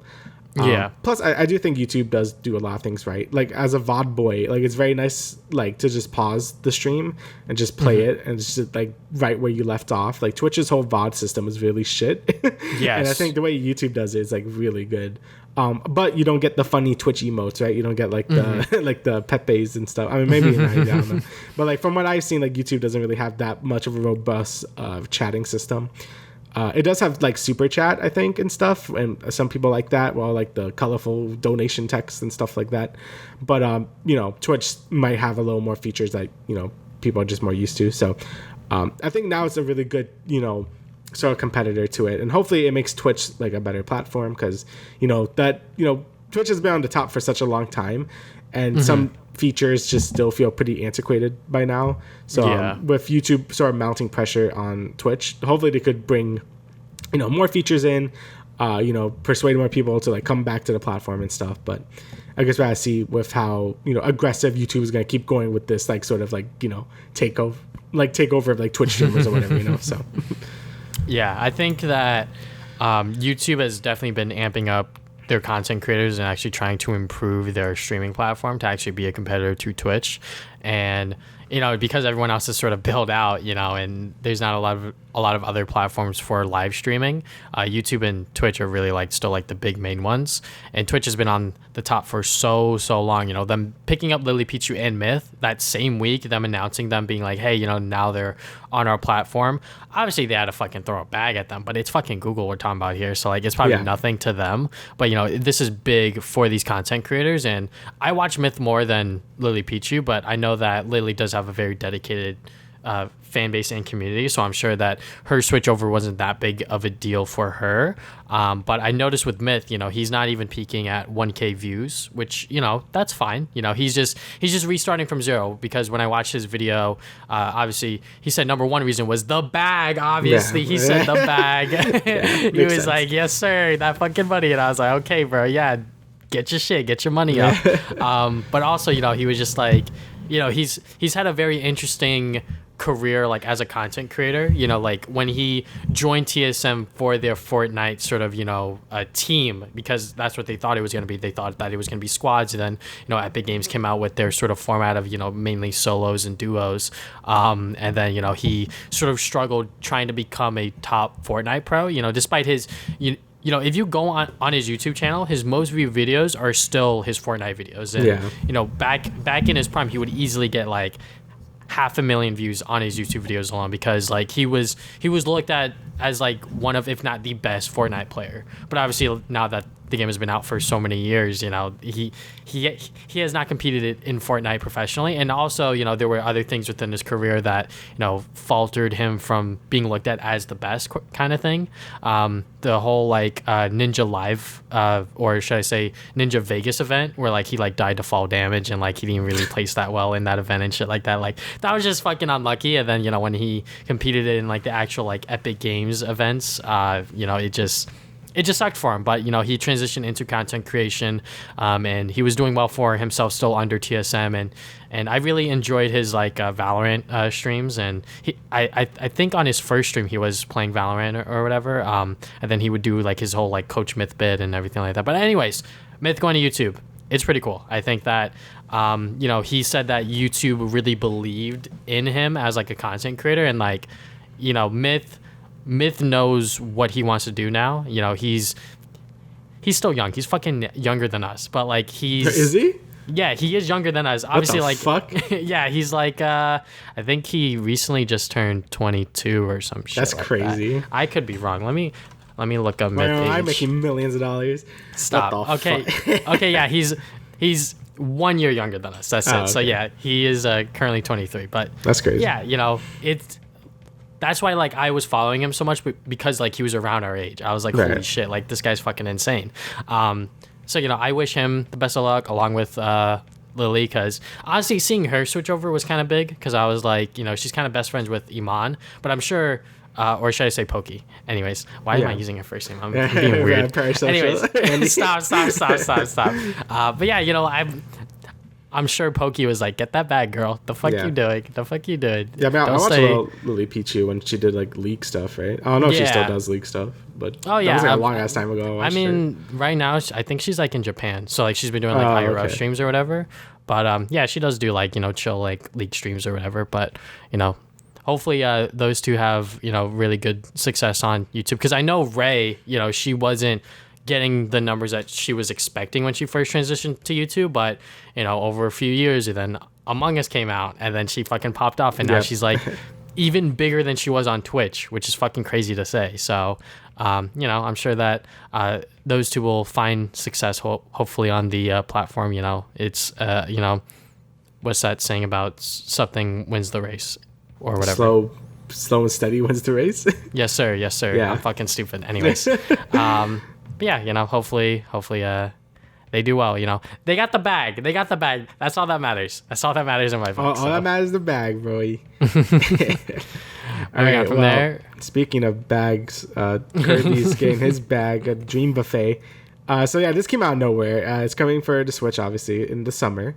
No real specific date. It's just coming out. This was your thing. I don't know why I'm saying it like it's my like. It's all good, bro. I just saw Kirby. I'm like, oh, it's Kirby. Yeah, it's gonna be free to play, right? Yeah, I believe it's gonna be free to play, and I think you need a Nintendo Switch like subscription online? To play it. Yeah. But I don't know what that means, because I'm pretty sure free to play games don't need it. So it could be a thing where it's like included in the ESO like or the NSO like subscription. That'd be a cool like thing to get people to play it. But the gameplay is not very clear what it is. Apparently, people saying it's like Fall Guys but Kirby. And I guess that's what it is. So you're supposed to like, it looks like you're racing down these like tracks and stuff, like you're in like a ball form. And I guess the goal is to eat more things than the other Kirbys. And at the end of the game, whoever's the fattest wins. It looks like that's sort of the thing going on. But it looks like there's different things. Like there's like the racing, or you could see them as like sort of like the platforming bits in Fall Guys. It looks like you have to like sort of knock down the other Kirbys in some other segment. So I don't know how many sort of different mini games there's supposed to be like in Fall Guys, but it looks like a cool concept that could work. You know, like we see it work with Fall Guys, so maybe having like a Kirby twist to it will be sort of a cool thing to see. But yeah, what do you think of it? I mean, like new Kirby game. I was like, what the fuck's going on here? Yeah. And then it's just like this spin-off free to play thing, and I'm like, oh, okay, like that's so cool. I think this can be fun. I'm sure it's probably limited to 4 players online that could queue up together. Hopefully we could all queue up together. I think that would be very, very fun. But yeah, I mean, you know, them trying to, I guess, like capitalize on the sort of like platformer battle royale shtick with Kirby kind of makes sense. I think that Mario can also work too. You know, Nintendo has a lot of IPs that are platformer based. So, you know, if they want to sort of do this with Kirby at first, I feel like they always use Kirby as like a way to like experiment. Yeah. They always just use Kirby to be like, let's fucking try this yarn shit. Let's try this this sort of what was that Wii U game with the crayons or whatever? Oh, Canvas Curse. Well, Rainbow Curse, whatever that one was called. Whatever Canvas Curse was the DS one. Yeah. So yeah, I mean, it just seems like that they're just trying to experiment again with Kirby. So yeah, looks like it can be fun. It's gonna come out, I guess, sometime soon. It said this summer. So, it just says summer, so yeah. Expect it like either this, I guess next month. I guess I don't know if they're gonna release it hopefully next month. I mean, like by the time we get to September, it's not summer anymore. So. Yeah. Moving on from there, we got the Sega Genesis Mini 2. So this, I believe, got leaked on like Amazon listings or whatever. Then Sega was like, shit, I guess we gotta announce it ourselves. So it's coming to North America on October 27th, and it's gonna have 50 new games previously unreleased from the previous Genesis Mini, and it's also gonna include Sega CD games. So I think that is pretty cool, because Sega CD is such a obscure console, and I feel like most of the games today within the retro gaming collecting scene is like very expensive for some reason. Like if I were to look up Sonic CD right now, disc only, bro, that shit $45. The fuck. Right. So yeah, hopefully they include some bangers on here. I know that the last Sega Genesis Mini was pretty good in terms of their selection of games. I'm sure everyone looked at the PlayStation Mini and was like, all right, well, we'll just make sure our consoles don't have, just a bunch of obscure games with actual classics, games that people really want to play. So, yeah, hopefully, we don't know how many Sega CD games they're going to be. I'm guessing maybe 1/3. And if they are going to do 1/3, hopefully it's like a lot of the ones that people really want to play, or the ones that are much more expensive, because there's a lot of expensive Sega CD games on the console. So yeah, I'm just looking at like a little list. I don't know if there's all of them, but yeah, again, they got Sonic CD, which is like really the only one. Yeah, what was that game? Night Trap? It wasn't Night Trap, dude. That's the only other Sonic Sega CD game I know. But yeah, it looks like it could be pretty cool.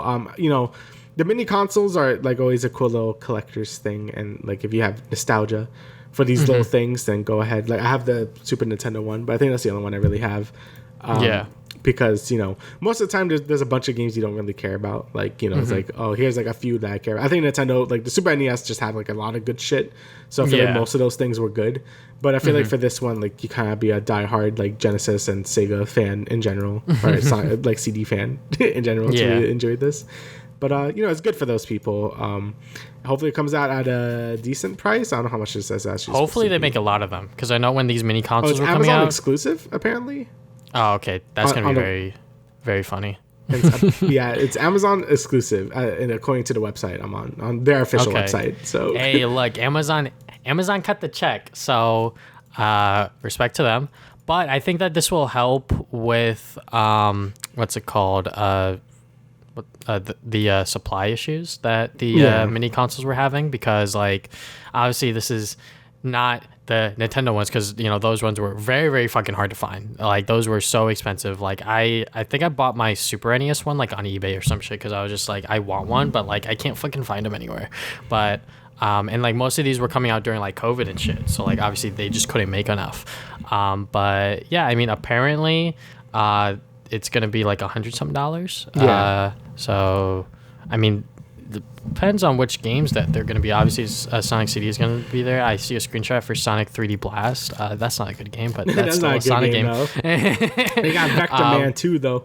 Oh, let's go. But yeah, hopefully we'll get a full list of the games, and people will be able to pre-order it still when that list of games comes out. Because, I think that, like you said, these mini consoles are cool. The way I view them is that like I don't have to buy these games again, like on like the original hardware, because like they're pretty good, like enough that I don't need to buy the original cartridge again.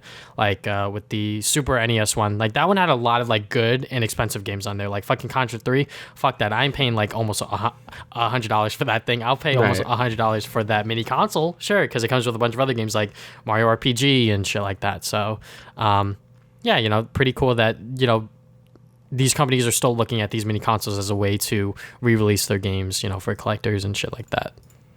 Hell yeah.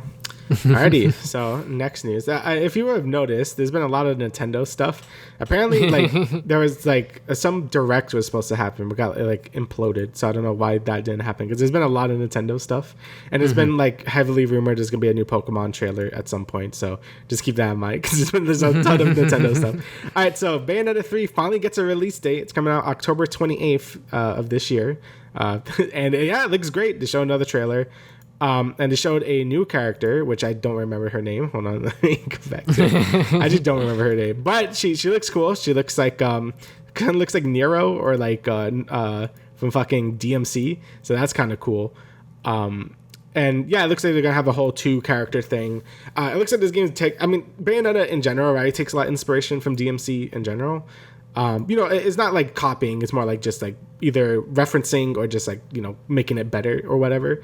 And it looks like it's sort of taking the thing from DMC5 or having multiple characters, or DMC4 even, and sort of that making it into Bayonetta. Because Bayonetta didn't really do that. 1 and 2 would basically just play as her. So it's going to be cool to have a whole another sort of gameplay style with this new character. So That's cool. And it looks like Bayonetta herself has like a lot of new abilities. She could like go like devil trigger, but I guess that's another DMC thing where she goes into like her Madam Butterfly form and starts beating the shit out of things. It just looks great. I mean, it's just more Bayonetta, right? Like I am totally down with that. I loved both Bayonetta 1 and 2, so this looks like a nice step forward in terms of like gameplay by introducing a new character and just new mechanics in general. This was like a funny thing. It was on Twitter, called like naive angel mode, where you can make it where she doesn't like strip when she like does her demon powers, which is really funny. I really like that. So if you don't want to deal with that, you could go to like the Smash Brothers mode and just make it so she doesn't like take off her clothes when she does stuff. That's really funny. So pretty cool that they have that option, I guess. So I mean, Bayonetta 3 has been on the horizon for I don't even know how many fucking years that they announced this game now, that we're finally getting a release date for it, which is later this year, which is kind of crazy. I have been looking forward to this game since it was announced, just because I love Bayonetta. I love Bayonetta 2. It's such a good game. I loved it on the Wii U. I didn't replay it on the Switch, which I might now have to, along with the first game, because it got bundled with it. Yes, it did. But yeah, I mean, getting another playable character and just seeing Bayonetta do cool shit with the beat 'em up mechanics, and this new character could like swing around and shit. Okay, that's kind of cool. Yeah, I mean, Bayonetta is just fucking cool. Like, it is just a cool game. You might not know exactly what's going on all of the time, but that doesn't matter. The story is fucking weird. I don't know what's going on either. So. You might not know what's going on, but it's fine. Like, as long as you're able to, beat up fucking demons and weird monsters and shit like that. That's all I'm asking for in Bayonetta. Cool characters, cool character designs, and just fun gameplay. So. Yep, I just love, these like character action games. DMC and Bayonetta are just very good, and like I cannot wait for Bayonetta 3. It's I've been kind of starving for one since I played DMC 5. I want something more like that, and now that we got Bayonetta 3 finally coming out, I am very happy. All right, so next bit of news we got, Sony announced PlayStation Stars, an all-new loyalty program. Yeah. So if you ask me, I don't care. Platinum means something now. Oh my god. Like, I love PlayStation, but I guess for me personally, when it comes to like loyalty programs like this, so just to give people an idea, if you've participated in like other community challenges such as Seize the Throne and Treat Codes, I guess this is sort of like what they're bringing, but just like as like a permanent like monthly thing or whatever. Right. So yeah, it's a new loyalty program that celebrates you, the player, for being on this ever-growing gaming journey with us. Then, they talk about points and sort of digital collectibles, which they are not NFTs. They confirm that. Yeah. They're like, these are not NFT, guys. We swear, please. But yeah, I mean, it just seems like, something, I guess like sort of like bragging rights or like extra trophies or whatever the fuck you want to call them. Yeah. To sort of add on to your sort of PlayStation wall of just like achievements, if you will. When it comes to me personally, when it comes to like loyalty programs like this, like ever since Club Nintendo shut down, I have not been able to recover to like do one of these gaming programs or whatever. I'm gonna be honest, because like Club Nintendo was so fucking good. Like you would buy a Nintendo game, you use the points, and then you could get physical rewards, and then at the end of that year, you also got other rewards. It could be a digital game, a physical thing, or whatever. And then they fucking ended it, and I was like, I can't do this shit anymore. I honestly can't.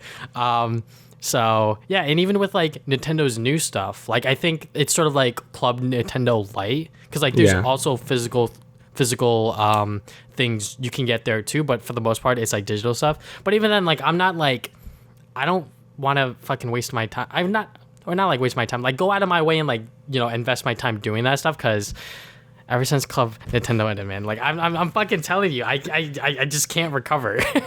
It is nice, at least for Nintendo, where if you buy things, you get sort of like cash back, sort of like a sort of system where you get. But these it's like coins. so minimal. It's so minimal. It's very tiny. But I like to use it whenever like DLC comes out for a game on the Switch. Okay. I kind of just buy it with the points. Like it's not like a lot, and it's not as cool as Club Nintendo at all. Because Club Nintendo had a lot cool. I still have like my Luigi's Mansion like 2, like he's right there. You can't see it, but I have it there. Like this Luigi Mansion 2, like little cute little like figurine thing. Yeah. I think you could have gotten like some Wii controllers back in the day as well, like the Mario and Luigi one, I think. Oh no, the gold those one? were. I forget. Oh yeah, okay. So the Mario and Luigi ones, those were available for purchase. The gold nunchuck, that was the one that was like, you had to like have like 10,000 points or some shit like that. Like it was a crazy amount. I got it. I think I have it too. Yeah. But that was like one of the cooler ones, I guess. Yeah. There was also cool one. You could have gone like Game & Watch, like for like the classic Nintendo stuff or something like that. But anyway, like I think the stuff is like kind of cool, but it's not like anything that really matters. It's kind of just an extra thing for like doing stuff. And I guess it's cute if you want to have like these digital collectibles. Like if I get like a little Ratchet, I guess digital figurine, I guess that's kind of cool. Like it doesn't really mean anything in the end. It's just like a nice little thing to have. I'll probably like if I don't know how these rewards are actually gonna be structured, but it'd be cool to have like my classic PS2 mascots like somewhere. Like that would be kind of cool. Just get Slide, Jack, and Ratchet in like one little shelf, I guess. I don't know how they're gonna do this, but I guess it's cool regardless if you like care about this sort of thing. I mean, I like collecting trophies and stuff, so if I get like a little more incentive, I guess, to do it, even though I just like getting them to begin with. But sure, why not? Like add like more incentive for me to get them. Yeah, I don't know. Just like with most things that PlayStation announces, I just need more details on this. Like, basically, even though I don't really care that much, I'm like, all right, but like, what do you mean by like digital collectibles and shit like that? Like, I just need to see what this thing's actually gonna do, which probably won't happen until it comes out, and by the time it does come out, probably no one's gonna really care about it. How about they release more classic games? That'd be cool. Maybe that. Maybe they should just release more games. But alrighty, so we got Skate 4 news, and a lot of people aren't very happy about it. So it's gonna be a live service free to play game. It's just gonna be called Skate. It's gonna be cross-play, cross-progression, so that's pretty nice. Microtransactions for cosmetics and convenience, and season drops and in-game events. So basically everything you expect from a live service game, but people are not very happy about it because people don't like these type of games anymore. When people want a new skate game or whatever, I've never been big on the whole skate games or any type of like skating type thing because I suck at them. But I know people have been like wanting something like this for a while, and just making it like a live service thing where like, oh, maybe some things you can't do or you gotta pay for things and it's like a whole mess. People just don't want to deal with it. People just want to skate in like cool places and dress up their characters how they want with custom characters and stuff. So making it all monetizable with seasons and all this other bullshit, like people just don't want to deal with it. And I totally understand that. Like if you make every game into a seasonal model, people just can't balance all this shit. Yeah. Like people play multiple games. Like people like might play like Call of Duty and that has its own season things. Many people play Fortnite as well and that's its own seasonal things. Like people can't balance all these seasonal bullshit rewards and stuff while they're eating into like the other games they want to play. And it seems like that's a thing companies just don't understand, and like why a lot of these games end up failing is because there's just so many other video games and media out at this point of our lives that like no one could balance all this shit at once. And if your game isn't like the cream of the crop and like people like everyone is playing it, then it's not gonna do well. You know what I'm saying? So I think developers really have to get that in mind when making stuff, where it's like not everyone's gonna like put their money and time into these things just because you like put it there, so that's just how I see it.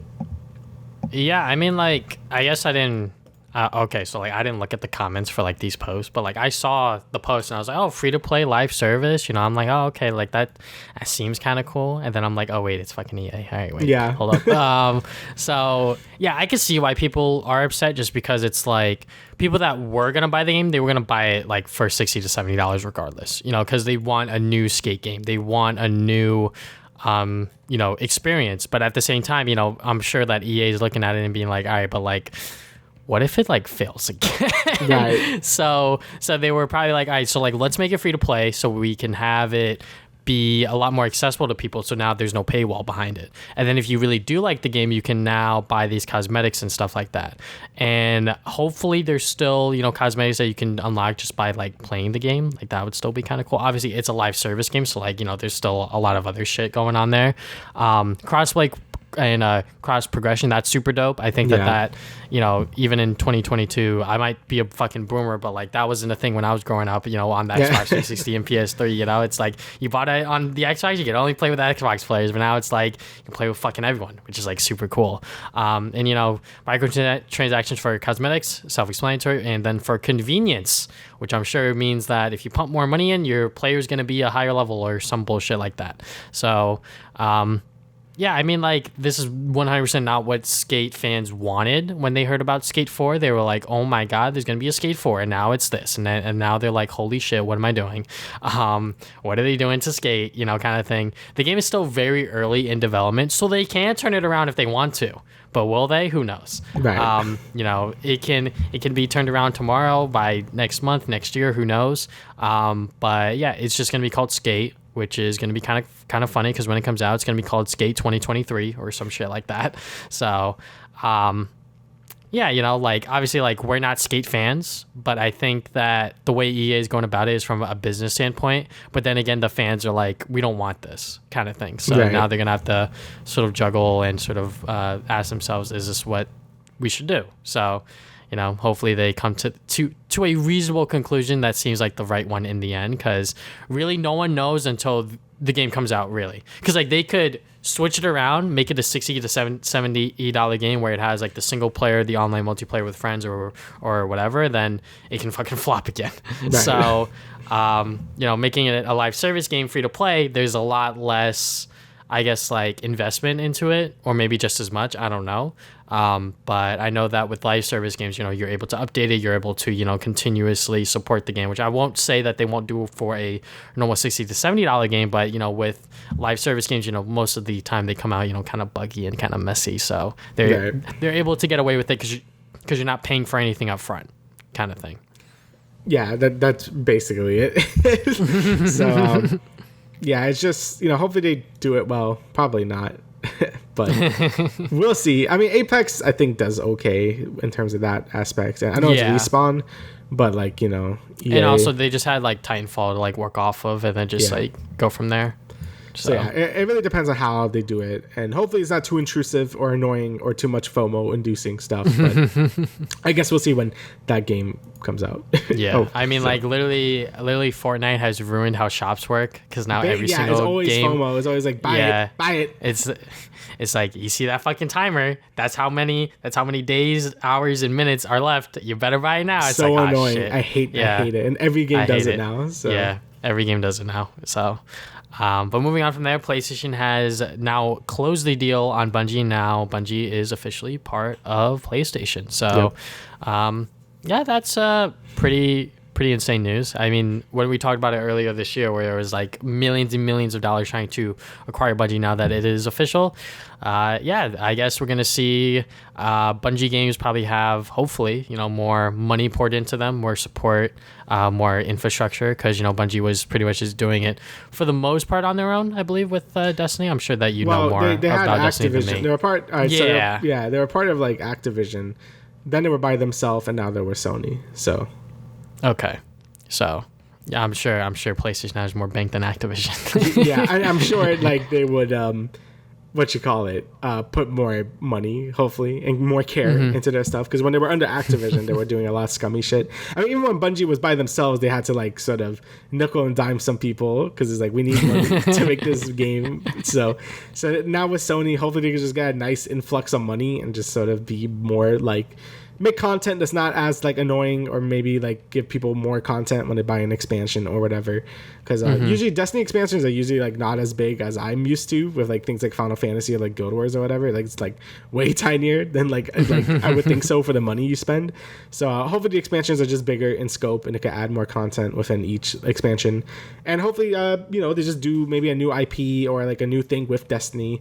Like maybe we see like, I don't know, Destiny spin-offs that are more single player focused or some other IP. But yeah, I guess we'll have to see what they're gonna do with PlayStation. I doubt we're gonna see anything besides Destiny 2 for a while, because they've already sort of like have their content plan for that game already planned out for like 2 years or something.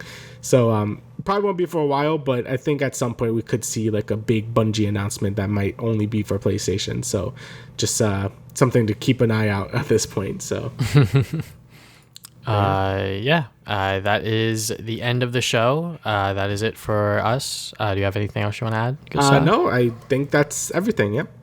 All right. So thank you guys for listening to the Travis and Damian podcast, episode 91. We will see you guys 2 weeks from now with another episode. Later.